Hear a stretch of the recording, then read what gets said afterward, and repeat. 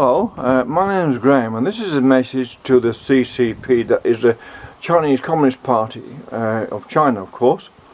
And it's about the idea that Xi Jinping, he said when he would not interfere in the development, he would help other countries develop, but he would not interfere in the running on the general society of that culture. And I take him for his word at that. Before I go any further, I spent a wonderful year in China in 2009, and at the invitation of the Huaibei University to do a little experiment with language acquisition over there, and I had the most wonderful year of my life. I was far more able to speak freely in China with the Communist Party members I had wonderful dinners with than I would ever be allowed to speak in Australia.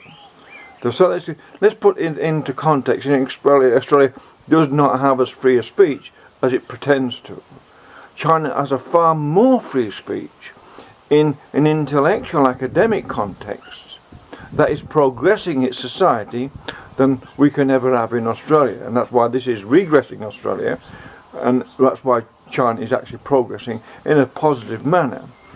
Now, the way I'm put to the CCP is that when it's in to do with what we are told and alleged, I've got alleged, but China puts force or pressure on universities or Falun Gong people here not to do things that may displease the CCP. Now, my appeal to the CCP is that contradicts Xi Jinping's own announcement he made recently. I respect this man. I think China is gifted with brilliant leaders, the highly intelligent people, and we are very, very lucky compared to what we have in the West these days. And I fully and always have supported Chinese progress. I say that with the whole of my heart. And if I was able to stay in China in 2009, I would have lived the rest of my life there. I thought it was wonderful. But it's about losing face, and it's about time differentials, in the fact that when if people show a movie at a university or something here that may go against Chinese teaching or things like that, or the political teachings of any particular thing, because everything changes through time, then if she allowed the movie to show instead of complaining about it, and in 2 weeks everyone's forgotten the movie, people have forgotten it. It doesn't matter. Allow the Falun Gong to attend a Christmas, whatever. Allow people to be what they like in this other country. It doesn't matter, because after 2 weeks people forgot about it, they get on with their lives. But if you do something that causes a negative reaction, then the papers make big deals out of that. And I for one find the way the Australian media and politicians deal with China rather immature, to say the least. It's immature. That it's like they do not know how to speak English or something like that, which Chinese may well be aware of, and it's the nature of the culture itself. But because I really and truly believe that the world should be a more harmonious situation rather than this acrimonious, we have to have enemies everywhere, because after a while it's extremely boring. I would hope in all my heart that China does not act like America in the way it uses all sort of subterfuge and coercion to create the financial benefits it deals with. Everyone needs to win. Everyone needs to win in this world. Everyone. We all need to win. But how we do it ought to be in a sort of a cooperacy, if you like, a cooperation. We need to really learn to cooperate for all our benefits, not this. And because we have different ways of being, and that's got to be respected by the Chinese as well as I respect the Chinese way of being. I really do. And when I was there, I respected Chinese, really. But if you're in my house, in my place, then you have to, respect that. And then we're beginning to.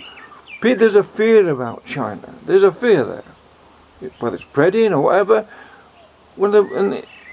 It's no good for anyone to have a fear of things. I don't fear China at all. I've got no fear of China whatsoever. I understand the strata of a society, how it deals with things relatively well, and all societies have similar stratas of being. But I think that generally, of course, business always gets in the way, and ego and status gets in the way of everything, but nonetheless, I think China's basically got good intentions if it respects and wholly and solely and does not take advantage of weaker nations or weaker countries, and it works with them more comprehensively and learns a little bit more about them, not just to take advantage of them, maybe but to lift them up as well. And this is just a little message. If your CCP picks this up, I don't know, and God bless you all if it does. I certainly can say with a smile, I love being in China, and if 30 years ago as a younger man, if I'd known the opportunities that were in China, I'd have certainly been glad to go over there, and because it's far freer intellectually and academically in many ways than what we are in the West now with its political correctness, which is policing conversation.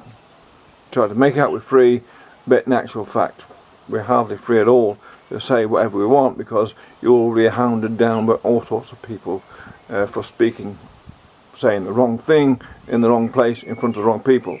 Whereas in China you can actually intellectualize and carry forward a conversation, an insightful conversation with the people amongst there, even the top of the chain there, and it's always intellectually engaging and very, very enjoyable, especially some of the strong liqueurs they hand out as they're doing it. Anyway, just a little bit of message from me, Graham, saying thank you for looking after me in China so well.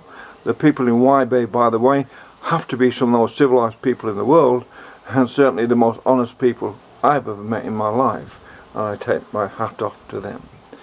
Anyway, God bless you all in China.